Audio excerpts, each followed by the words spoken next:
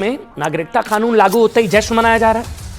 हजारों शरणार्थियों की खुशी से भारत में रहने वाले कुछ लोग बहुत दुखी हैं और यही हाल पाकिस्तान, अमेरिका, अफगानिस्तान का भी है। पाकिस्तान और अमेरिका, जब से नागरिकता कानून लागू हुआ है ना, पाकिस्तान बहुत परेशान है। मातम है पाकिस्तान में।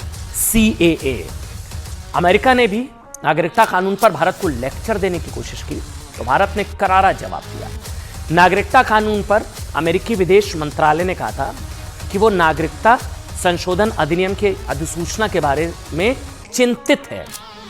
धार्मिक स्वतंत्रता का सम्मान और सभी समुदायों के लिए कानून के तहत समान व्यवहार मौलिक लोकतांत्रिक सिद्धांत है अमेरिका। इस पर भारत ने अमेरिकी सरकार को करारा जवाब दिया। भारतीय विदेश मंत्रालय ने कहा कि भाई, नागरिकता संशोधन अधिनियम अपनी परंपराओं, मानवाधिकारों के प्रति प्रतिबद्धता को ध्यान में रखते हुए बनाया गया। भारत का आंतरिक मामला है ये। CAA नागरिकता देने के लिए है, नागरिकता छीनने के लिए नहीं है। भारतीय संविधान सभी नागरिकों को धार्मिक स्वतंत्रता की गारंटी देता है। जिन लोगों को भारत की परंपराओं और क्षेत्र के विभाजन के बाद के इतिहास की सीमित समझ है ना, उन्हें लेक्चर देने की कोशिश नहीं करनी चाहिए। अब तो यह है कि पाकिस्तान कह रहा है कि धर्म के आधार पर नागरिकता कानून लागू नहीं होना चाहिए, क्योंकि पाकिस्तान में रहने वाले अहमदिया मुसलमानों की हालत पूरी दुनिया जानती है। पाकिस्तान में तो मुस्लिम तक सुरक्षित नहीं है, लेकिन पाकिस्तानी नागरिकों का कुछ और ही कहना है। उनका कहना है कि अगर पाकिस्तान ने बॉर्डर खोल दिया तो एक भी अल्पसंख्यक पाकिस्तान में एक दिन भी नहीं रहे।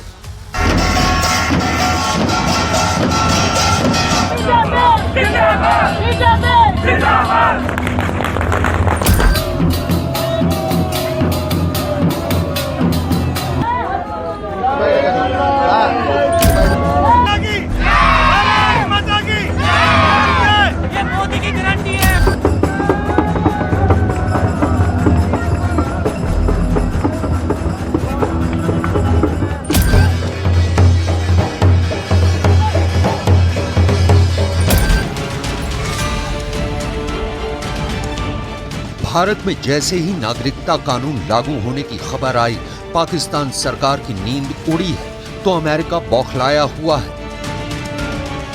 पाकिस्तान में तो नागरिकता कानून के बाद भगदड़ मच गई है और वहां की शाहबाज सरकार परेशान है। भारत में नागरिकता कानून पर जश्न मनाया जा रहा है।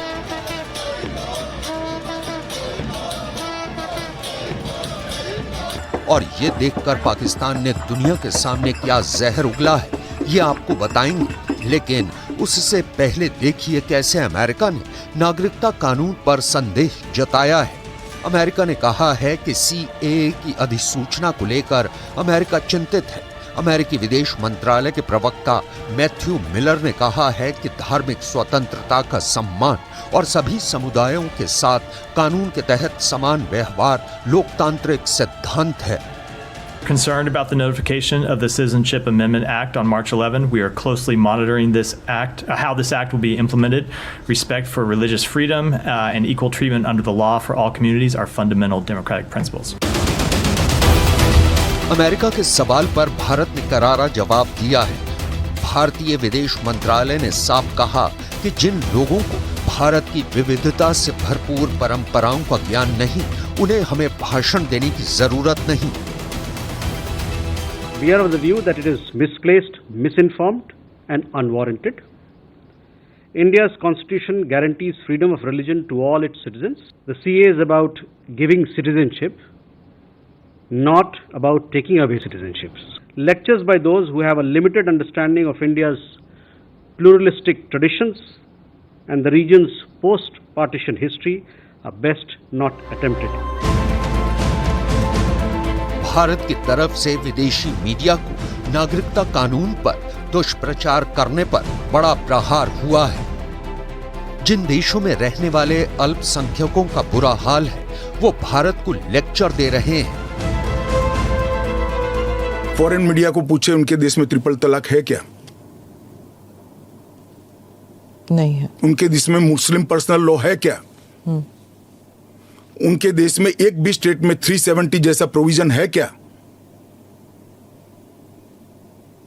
पर हमारे में हिंदू लॉ भी तो है, सक्सेशन लॉ है। इसका नाम हिंदू लॉ है, वो देश का नागरिक कानून ही है।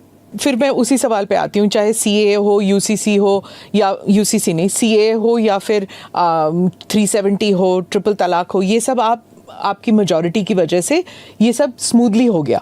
अगर आप 400 लेकर आते हैं तो फिर तो कुछ और ही हो सकता है, इन द सेंस कि प्रियम्बल तक आप बदल सकते हैं, सोशलिज्म हटा देंगे, सेक्युलरिज्म हटा देंगे। हमारे संविधान की रचना करते वक्त ये सारी चीजें बहुत सोच समझकर बनाई गई हैं।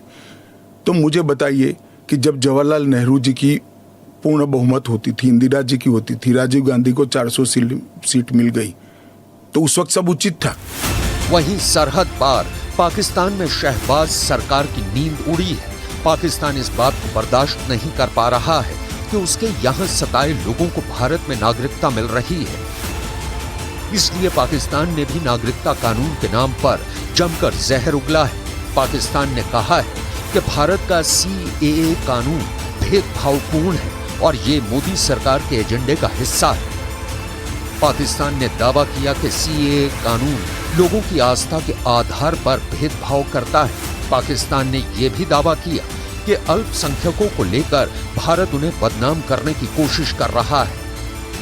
लेकिन पाकिस्तान को ये नहीं भूलना चाहिए कि आज वहां के पाकिस्तानी मुस्लिमों का कहना है कि अगर पाकिस्तान ने बॉर्डर खोल दिया तो वहां एक भी अल्पसंख्यक नहीं बचेगा, सभी पाकिस्तान छोड़कर चले जाएंगे, क्योंकि 76 साल से पाकिस्तान में वजीर कोई भी हो, जनरल कोई भी हो, जिन्ना लैंड में अल्पसंख्यकों खासकर हिंदुओं और सिखों की हालत बद से बदतर होती चली गई।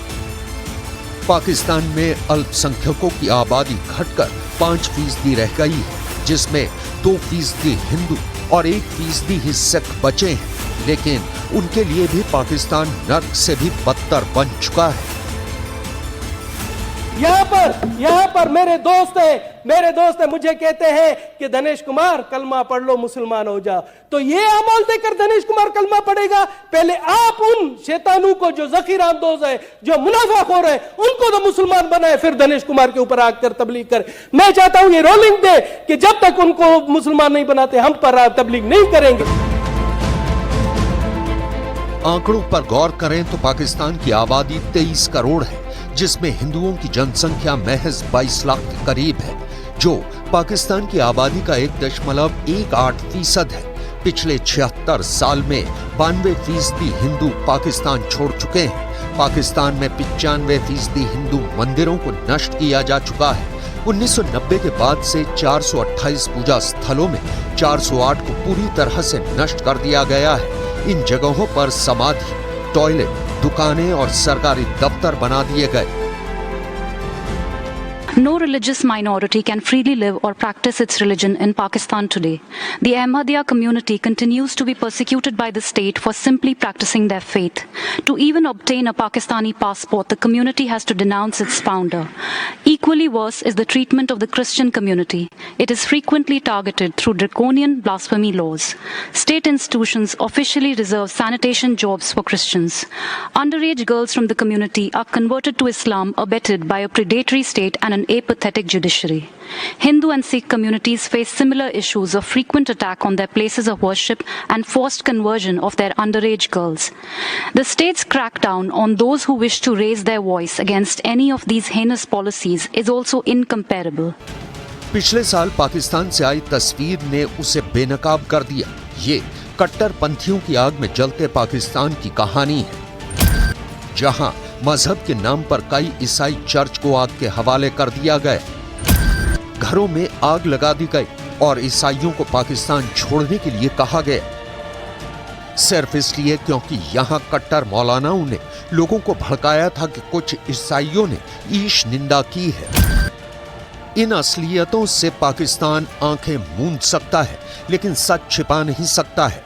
मोहम्मद अली जिन्ना ने अपने कट्टर देश में अल्पसंख्यकों से सबसे बड़ा झूठ कहा था कि पाकिस्तान में हिंदू हो, सिख हो या ईसाई, सभी को आजादी है। लेकिन सच क्या है वो दुनिया देख रही है।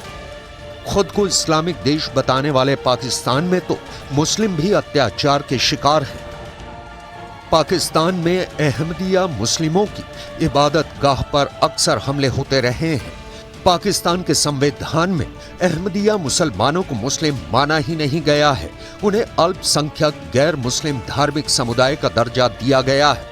पाकिस्तान में अहमदिया मुसलमानों के खिलाफ ईशनिंदा के मुकदमे दर्ज कर सजा देने के मामले आए दिन आते रहते हैं।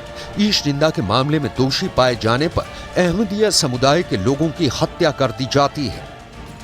इस पूरे विवाद में अब अफगानिस्तान की तालिबान सरकार भी कूद पड़ी है। तालिबान ने भारत से मांग की है कि सीएए कानून का फायदा ऐसे सभी लोगों को दिया जाए जो जुल्म के शिकार हैं, फिर वो चाहे किसी भी धर्म के हों।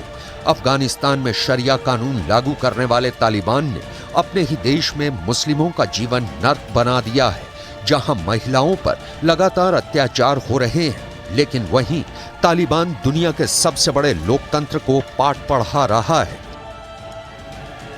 अभी जो लागू आया, हम बहुत खुश है। हम मोदी जी का बहुत धन्यवाद करते हैं, बहुत ज़्यादा, क्योंकि हमारी जो प्रॉब्लम्स थी या हमारी वीज़ा लेने की या हमारी मुश्किलात की, अभी हम सिर्फ वीज़ा लेने जाते थे एफआरओ में, तो हमारे से ये मकान मालिक की आईडी लेके आओ, पड़ोसी का साइन लेके आओ, ऐसे बंदे का पासपोर्ट लेके आओ, इंडियन हो। तो आजकल तो भाई भाई की गारंटी भी नहीं करते, तो हमारे पड़ोसी क्या गारंटी करेंगे। एक अंग्रेजी अखबार को दिए इंटरव्यू में कतर के दोहा में स्थित तालिबान के राजनीतिक कार्यालय के प्रवक्ता सुहेल शाहीन ने दावा किया कि अफगानिस्तान में सिखों और हिंदुओं के साथ कोई भी जुल्म नहीं हो रहा है।